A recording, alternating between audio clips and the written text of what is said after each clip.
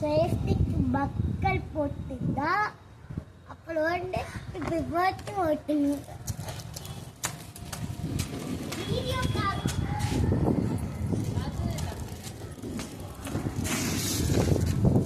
இப்படி ஹெல்மெட் போடாம ஓட்டினா என்ன ஆகுனா விழுந்துடும்.